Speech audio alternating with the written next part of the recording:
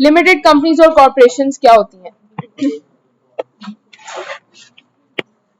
The main feature of a limited company is that it has a separate legal identity from its owners. सबसे main feature क्या है company का कि owners और business दोनों क्या है, अलग है, दोनों की आइडेंटिटी क्या है, अलग है. All owners have limited liability. सबर कर जाओ, चल जाता. बुक्स है ना, बुक्स निकाल लो. All owners have limited liability. सब ऑनर्स की लाइबिलिटी क्या होती है? लिमिटेड. कहां तक लिमिटेड होती है? जो कि उन्होंने अपनी इनिशियल इन्वेस्टमेंट की होती है. इफ द कंपनी फेल्स, अगर कंपनी फेल हो जाती है, they can not be force to use personal funds to pay off business debts. Company के फेल होने के बाद उनको जोर जबरदस्ती उन पर नहीं की जाएगी कि भाई आप अपने जो है वो जेब से या पर्सनल फंड्स पे करके जो है कंपनी के डेट्स पूरे करो, इसलिए उनको नहीं कहा जाएगा. they only lose the amount they originally invested in the company. वो सिर्फ उनकी वो अमाउंट जो है उनसे जाएगी जो कि उन्होंने इन्वेस्ट की थी कंपनी के अंदर. इसके अलावा उनकी कोई अमाउंट नहीं जाएगी. मतलब उनको पर्सनली नहीं कहा जाएगा कि आप एसेट्स पे करो, बस इनिशियल इन्वेस्टमेंट लॉस की होगी उसकी. A company also known as a corporation. Company को क्या कहते हैं? कॉर्पोरेशन भी कहते हैं, जो कि एक लीगल एंटिटी है. मैंने आप लोग को कहा है कि कंपनी क्या है, इटसेल्फ एक पर्सन है company. Created under government regulations, जो कि गवर्नमेंट की रेगुलेशंस के तहत बनती है. whose assets and liabilities are separate from those of its owner, जिसकी assets और liabilities उसके owner से क्या है, separate है. As a legal entity, a corporation has many of the rights, duties and powers of a person, such as a right to receive, own and transfer property.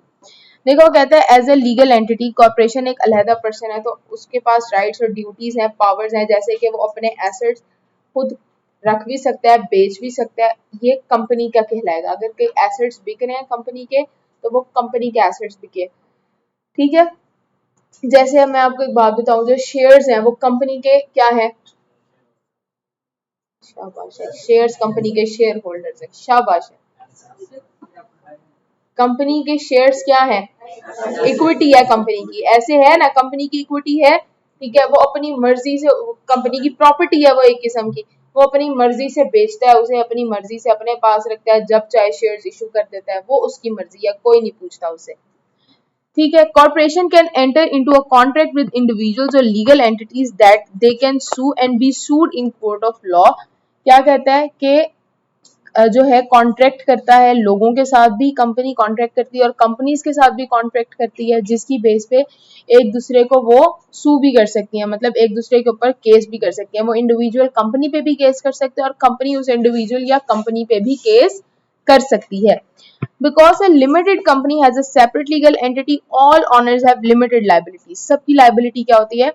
Limited. If the company fails, company fail हो जाती है, तो they cannot be forced to use personal fund to pay off business debt.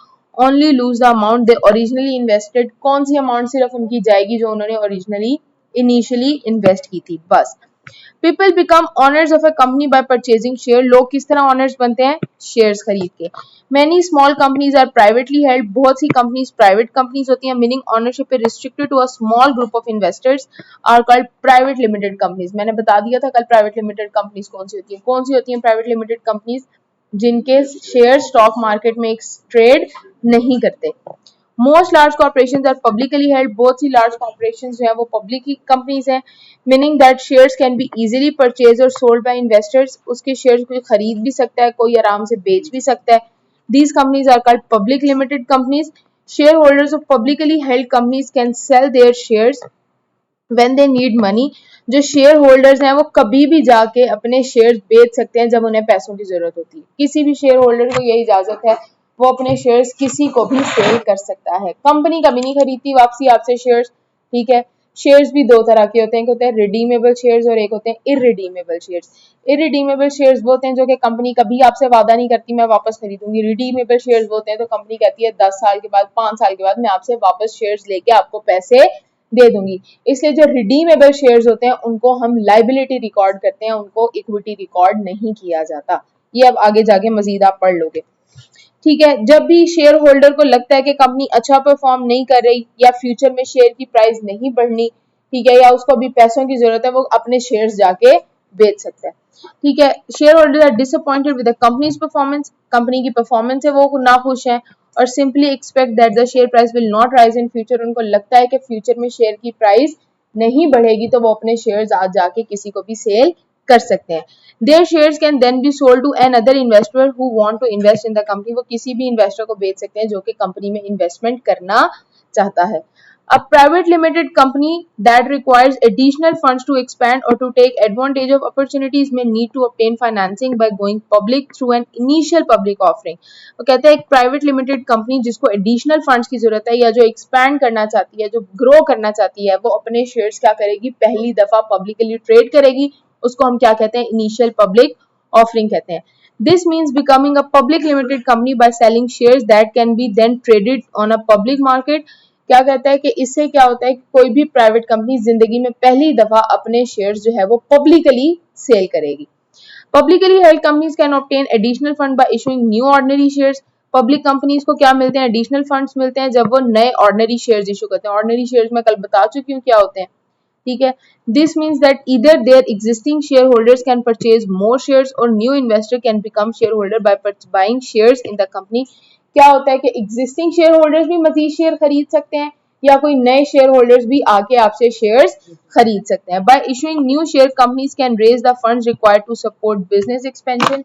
जब नए shares issue होते हैं तो companies को क्या होता है, कंपनी को नया ज्यादा पैसे मिलते हैं, मतलब ज्यादा फंड इकट्ठा हो जाता है कंपनी के पास, जिससे कंपनी के पास ग्रो करने के चांसेस बढ़ जाते हैं। फिर इसके बाद है स्ट्रक्चर ऑफ अ कंपनी या corporation. A company is created और इनकॉर्पोरेटेड थ्रू अ चार्टर और आर्टिकल ऑफ एसोसिएशन। कंपनी के जो लॉज हैं सारा कुछ लिखा गया है कंपनीज एक्ट में, और कंपनीज एक्ट में बना दिए गए हैं आर्टिकल्स ऑफ एसोसिएशन। आर्टिकल्स लिख दिए जाते हैं, मेमोरेंडम लिख दिए जाते हैं, सेक्शंस लिख दिए जाते हैं, ठीक है। उसके अंदर कंपनी के सारे रूल्स के स्ट्रक्चर किस तरह बनाना है कंपनी का, वो सब का सब कंपनीज एक्ट में लिखा हुआ है। Its original structure typically has 3 की कंपोनेंट। 3 मेन लोग होते हैं, शेयर होल्डर्स, डायरेक्टर्स और मैनेजमेंट। 3 लोग जो है कंपनी में मेन है। की मैनेजमेंट पर्सोनल कहते हैं इसको, KMP कहते हैं। क्या कहते हैं इसको, की मैनेजमेंट पर्सोनल। सबसे पहले शेयर होल्डर्स या फिर स्टॉक होल्डर्स, ये ऑनर होते हैं कंपनी के। Holding shares that provide them with certain rights, जिस शेयर्स आने के बाद उनके पास क्या आ जाते हैं, कुछ राइट्स आ जाते हैं। राइट्स बोले तो डिसीजन मेकिंग का राइट, वोटिंग का राइट, ठीक है, कोई चीज चेंज करनी है उस चीज का राइट, किसी इलेक्शन को रिजेक्ट करना है, वो सारे राइट्स किसके पास आ जाते हैं, शेयर होल्डर के पास आ जाते हैं, ठीक है। अब इसके लिए भी कुछ रूल लिखा हुआ है कंपनी में, कंपनीज एक्ट में कहा है कि कम से कम अगर आपने कोई बात मनवानी है अपनी, आपके पास 10% शेयर होल्डिंग होना जरूरी है। अब कंपनी का ऑथराइज शेयर कैपिटल है 50 मिलियन, 50 मिलियन और 100 रुपए का एक शेयर है, मतलब 500 या 5 लाख कुछ बनते हैं। 5 लाख शेयर्स कंपनी इशू कर रही है, आपके पास एक शेयर है और आप जाके कहते हो कि डायरेक्टर्स का इलेक्शन कैंसिल करो, क्या करेंगे आपको, वो कहेंगे आप AGM में भी ना, जो आपको हम एक शेयर के बदले में रोटी खिलाते हैं ना, ये भी नहीं खिलाएंगे, चले जाओ यहाँ से, ठीक है। तो कम से कम कंपनीज एक्ट क्या कहती है कि कितने फीसद शेयर होल्डिंग होना जरूरी है, 10% शेयर होल्डिंग होना जरूरी है। दे में receive a portion of companies profit in the form of dividend, इनको क्या मिलता है कंपनी के प्रॉफिट में से, डिविडेंड मिलता है। एंड दे कैन सेल और transfer their ownership in the company at any time, वो कभी भी अपने शेयर जो है वो सेल और परचेज कर सकते हैं। Share holders can attend annual general meetings, elected the board of directors, annual general meetings attend होती हैं जहाँ पे बोर्ड ऑफ डायरेक्टर्स का इलेक्शन होता है, ठीक है। वहां पे वो बोर्ड ऑफ डायरेक्टर्स को डिसाइड करते हैं। Vote on the matters that affect companies according with its articles of association, ठीक है। आर्टिकल्स ऑफ एसोसिएशन में लिख दिया गया है, जैसे अगर बोर्ड ऑफ डायरेक्टर्स का इलेक्शन हुआ है ना, इसको कैंसिल अगर करवाना है, कोई शेयर होल्डर चाहता है कि ये डायरेक्टर ना बने, कोई और डायरेक्टर बने, उसको कैंसिल करवाने के लिए 75% मेजोरिटी जो है वो इलेक्शन के खिलाफ वोट दे। अगर 75% शेयर होल्डर्स ने इलेक्शन के खिलाफ वोट दे दिया तो वोट इलेक्शन कैंसिल हो जाएगा, इलेक्शन दोबारा से कंडक्ट होगा। इसके अलावा कोई शेयर होल्डर आ जाता है जिसके पास रेक्विजिट शेयर होल्डिंग है, रेक्विजिट शेयर होल्डिंग का मतलब उसके पास 15% शेयर होल्डिंग है। 15% अगर शेयर होल्डिंग है तो वो बंदा कहेगा कि इलेक्शन दोबारा करवाओ, मैं भी इलेक्शन का पार्ट बनना चाहता हूँ, तब 75% की बात नहीं होगी, तब इलेक्शन दोबारा करवा दिया जाएगा, ठीक है। ये सारी चीजें कंपनीज एक्ट में लिखी हुई हैं, ठीक है। ये आर्टिकल्स ऑफ एसोसिएशन में ये सब बातें लिखी हुई हैं कि इस तरह इनको मैटर्स के ऊपर वोट किस तरह करने हैं। अगर उनको ऑडिटर डिसाइड करना है, हर साल कंपनी के ऑडिटर का फैसला होता है कि कौन ऑडिट करेगा कंपनी का, उसके लिए भी इलेक्शन होता है, उसके लिए भी वोटिंग की जाती है, एजीएम के ऊपर। हर साल एजीएम पे जो है वो बोर्ड डिसाइड होता है ऑडिटर के, पिछला ऑडिटर भी ऑडिट करेगा या कोई नया ऑडिटर ऑडिट करेगा। ये बात है कि लिखी हुई है, मतलब डिसाइडेड है पहले से कि कभी भी कोई भी ऑडिटर 3 साल से ज्यादा कंजेक्टिवली किसी कंपनी का ऑडिट नहीं कर सकता।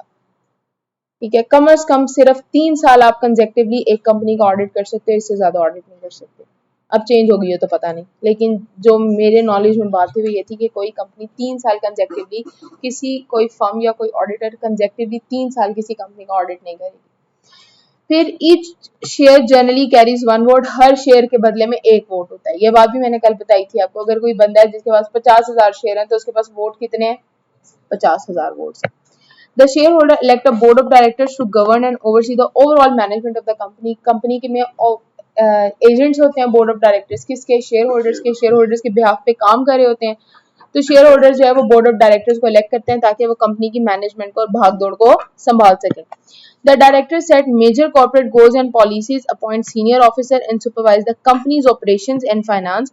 Directors क्या करते हैं? जो कि कंपनी के गोल्स हैं उनको सेट करने वाले कौन है? डायरेक्टर्स। कंपनी में पॉलिसीज बनाने वाले कौन है? डायरेक्टर्स। ठीक है, सीनियर ऑफिसर्स को अपॉइंट करने वाले कौन है? डायरेक्टर्स। कंपनी के सारे ऑपरेशंस को सुपरवाइज करने वाले कौन है? डायरेक्टर्स। क्योंकि डायरेक्टर्स क्या है? एजेंट्स हैं शेयर होल्डर्स के, जो शेयर होल्डर्स के बिहाफ पे कंपनी में काम कर रहे होते हैं। स्मॉल कंपनीज में have as few as 3 directors. Small company के कितने डायरेक्टर्स होना जरूरी है? 3 डायरेक्टर्स होना जरूरी है। अगर 3 से किसी भी टाइम पे कम हुए तो वो स्मॉल कंपनी की फहरिस्त से निकल जाएगी।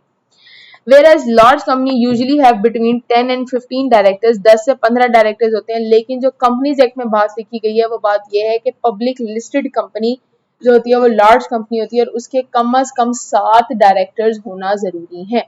अगर 7 डायरेक्टर्स नहीं होंगे तो वो पब्लिक लिस्टेड कंपनी नहीं कहलाएगी, 7 से जितने मर्जी ज्यादा हो। The board of directors, the board of large companies typically include both executive directors and non-executive directors. Large companies में executive directors भी होते हैं और non-executive directors भी होते हैं। Chosen by their professional and personal expertise, उनकी professional और personal expertise मतलब उनके experience और profession को देखते हुए executive और non-executive directors बनाते हैं। एग्जेक्टिव डायरेक्टर्स वही आम डायरेक्टर्स होते हैं जो कि कंपनी के डे टू डे ऑपरेशंस में इन्वॉल्व होते हैं और सारा कुछ। और नॉन एग्जेक्टिव डायरेक्टर्स कौन से होते हैं? जो सिर्फ मशवरा देने के लिए आ जाते हैं। Non-executive directors often bring a fresh perspective to the company's activities because they are independent of its management. Company की मैनेजमेंट में इनका कोई किरदार नहीं होता, ये सिर्फ क्या करने आते हैं? एक नया मशवरा लेके या एक नया पर्सपेक्टिव लेके आ जाते हैं। इसके अलावा इनका कोई किरदार नहीं होता कंपनी के अंदर। Appointed by the board, board में से ही कोई बंदा डिसाइड होता है। The executive officers of the company from its top management include the president and chief executive officer. Board of directors में से ही कोई एक बंदा डिसाइड कर दिया जाता है जिसे कंपनी का प्रेसिडेंट बना दिया जाता है, सीएफओ बना दिया जाता है, सीईओ बना दिया जाता है। ये सारे कहाँ से डिसाइड किए जाते हैं? बोर्ड ऑफ डायरेक्टर्स के ही बंदे होते हैं। बोर्ड में ही शामिल होते हैं कि सीईओ और सीएफओ। जो वोटिंग के मामलात होते हैं, ठीक है, उसके ऊपर जो वोटिंग होती है ये भी एक किसी जगह पे रूल्स हैं। ठीक है, जैसे ग्रुप कंपनीज होती है ना, आपने कोई कंपनी खरीद ली या कुछ इस तरह, इस सिचुएशन में कहते हैं कि जो वोटिंग है ना किस तरह मानी जाएगी? वोटिंग इस तरह मानी जाएगी, कम से कम 2 डायरेक्टर और एक सीएफओ का वोट जो कि डायरेक्टर भी है कंपनी का, तब वोटिंग मानी जाएगी, अदरवाइज वोटिंग नहीं मानी जाएगी। 3 डायरेक्टर्स ने वोट दे दिया लेकिन उसमें से कोई भी सीएफओ नहीं था, वोटिंग कैंसिल हो जाएगी, वोटिंग नहीं मानी जाएगी। फिर एक जगह वोट दिया जाता है कि कम से कम एक डायरेक्टर, एक सीईओ, एक सीएफओ जो कि कंपनी के डायरेक्टर्स भी हों, तब वोटिंग मानी जाती है। तो जो सी और सीएफ होते हैं ये दोनों कंपनी के बोर्ड में से ही होते हैं, हमेशा ये बात याद रखना। ठीक है, और कंपनी का बोर्ड ही इनको डिसाइड करती है कि किसको सीईओ बनाना है कंपनी का और किसको सीएफओ बनाना है। वाइस प्रेसिडेंट्स कौन होते हैं? Treasurers and secretary whose are responsible for implementing policies and achieving corporate goals. ये सब बंदे ना कहाँ से बनाए जाते हैं? बोर्ड में से ही बनाए जाते हैं, जो कि सारी ऑपरेशंस को और पॉलिसीज को ओवरसी कर रहे होते हैं कंपनी के अंदर। वो देख रहे होते हैं कि क्या कंपनी के गोल्स अचीव भी हो रहे हैं या फिर नहीं हो रहे। Officers may also serve as board members and in some cases be share holders. जो होते हैं ये सारे के सारे जो ऑफिसर्स होते हैं वो बोर्ड के मेंबर्स भी होते हैं और बहुत से केसेस में ये शेयर होल्डर्स भी होते हैं।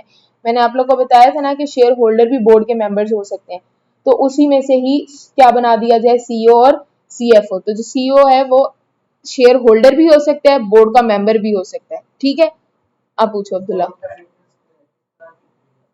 इलेक्शन होता है बोर्ड ऑफ डायरेक्टर्स का। बोर्ड ऑफ डायरेक्टर्स का इलेक्शन, जैसे इलेक्शन में हर कोई अपनी नुमाइंदगी पेश करता है ना कि मैं बोर्ड में शामिल होना चाहता हूँ, मैं बोर्ड में शामिल होना चाहता हूँ। इसी तरह बोर्ड ऑफ डायरेक्टर्स का इलेक्शन होता है 21 दिन पहले, एजीएम से 35 दिन पहले जो है वो नोटिस इशू कर दिया जाता है कि 35 दिन बाद एजीएम होनी है और एजीएम पे इलेक्शन होना है बोर्ड का।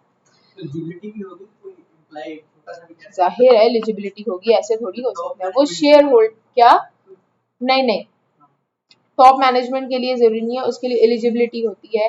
वो कंपनीज एक्ट में वो पूरी एक लंबी लिस्ट है कौन बोर्ड ऑफ डायरेक्टर में शामिल हो सकता है, कौन नहीं हो सकता। ठीक है, आगे जाके पढ़ लोगे, अगला सब्जेक्ट वही पढ़ना है, पीआरसी से निकलते ही वही पढ़ोगे बीएलडी में आप लोग।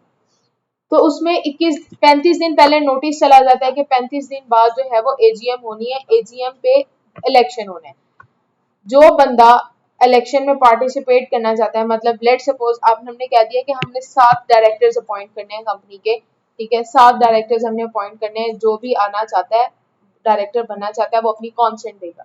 21 दिन पहले नोटिस इशू किया जाता है with name and with address उन लोगों का जो कि पार्टिसिपेट करना चाहते हैं इलेक्शन में। अगर सिर्फ कॉन्सेंट 7 लोगों ने ही दिया बोर्ड में शामिल होगी तो कोई इलेक्शन नहीं होगा, क्योंकि हमने अपॉइंट ही 7 करने थे। ठीक है, तो कोई इलेक्शन होगा। 7 से जैसे ही एक भी नंबर एक्सीड करेगा इलेक्शन होगा। 21 दिन पहले वो लोग अपनी कॉन्सेंट देंगे कि हाँ भाई हम इलेक्शन में पार्टिसिपेट करना चाहते हैं, हम डायरेक्टर अपॉइंट होना चाहते हैं कंपनी के। 21 दिन पहले वो, उसके बाद जी हम 14 दिन पहले जो है वो तमाम शेयर होल्डर्स को नोटिस भेज देते हैं एजीएम का कि आज से 14 दिन बाद कंपनी की एजीएम होनी है, उसमें इलेक्शन होना है बोर्ड ऑफ डायरेक्टर्स का, ये लोग जो है वो नामजद है, इनका इलेक्शन होना है। ठीक है, रिटन कॉन्सेंट के साथ हम भेज देते हैं शेयर होल्डर्स को।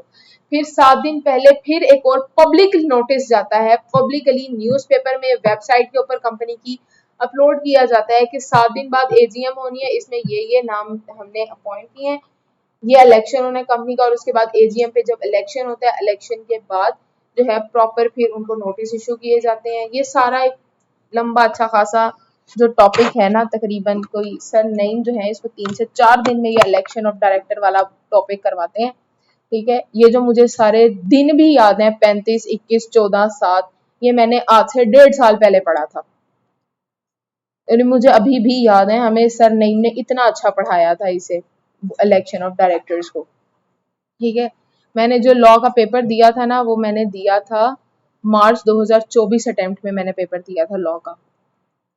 ठीक है, और अब मार्च 26, 2 साल हो गए तकरीबन।